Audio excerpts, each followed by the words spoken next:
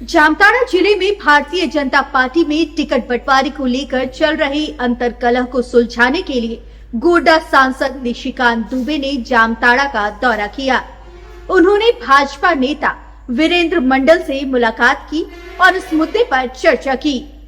मालूम हो कि जामताड़ा जिले के नाला विधानसभा से माधव चंद्र महतो को टिकट मिलने को लेकर कई नेता नाराज है, जिसमें वीरेंद्र मंडल भी शामिल है। वीरेंद्र मंडल पिछले कुछ समय से अपनी नाराजगी जाहिर कर रहे थे। हालांकि मीडिया से बातचीत करते हुए निशिकांत दुबे ने वीरेंद्र मंडल को भाजपा का सच्चा सिपाही बताया और कहा कि वे कभी विरोध में नहीं रहे हैं। निशिकांत दुबे ने यह भी कहा कि झारखंड में भाजपा पूर्ण बहुमत से अपनी सरकार बनाने जा रही है। इस दौरान उन्होंने इंडिया गठबंधन के प्रत्याशी इरफान अंसारी के अनर्गल बयानों पर भी प्रतिक्रिया दी। कहा कि अंसारी मीडिया में बने रहने के लिए निरंतर विवादित बयान देते हैं। इस मुलाकात से जामताड़ा भाजपा में चल रही बगावत को शांत करने की कोशिश की गई है, ताकि आगामी चुनाव में पार्टी एकजुट होकर मैदान में उतरे।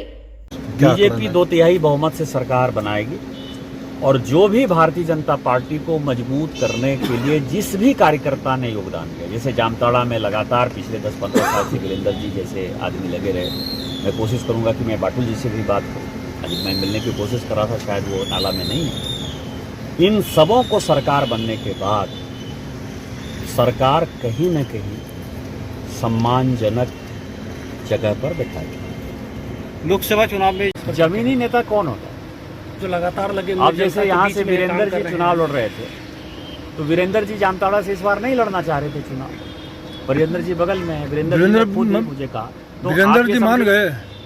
वीरेंद्र जी तो माने हुए हैं। वीरेंद्र जी भारतीय जनता पार्टी के सिपाही। और वीरेंद्र जी का जहाँ तक सवाल है, वीरेंद्र जी भारतीय जनता पार्टी में पहले दिन से मेरे साथ आए, मैं लेकर आया हूँ वीरेंद्र जी। पुरैया हाट में जी, पुरैया हाट में ज्वाइन कर रहे थे। जहाँ भी हम तो जामताड़ा भी आए ना, जामताड़ा में। और वीरेंद्र जी को पार्टी ने 2 बार टिकट दिया। वीरेंद्र जी इस बार जामताड़ा से नहीं लड़ना चाहते थे, वीरेंद्र जी नाला से लड़ना चाहते थे। और नाला में भारतीय जनता पार्टी के पास 3 बड़े नेता थे। वीरेंद्र जी खुद थे, बाटुल झा जी जो वहाँ के विधायक रह चुके थे, और माधव महतो जी जो दूसरे पार्टी से लगातार चुनाव लड़ते रहे, लेकिन वो भारतीय जनता पार्टी में थे। तो 3 नेताओं के बीच में जब फैसला करने का हुआ, तो वो संसदीय बोर्ड ने माधव महतो जी को चुना, तो पूरी पार्टी उनके साथ खड़ी। तो वीरेंद्र जी कल से सपोर्ट करेंगे बीजेपी को? वीरेंद्र जी विरोध कब से करें?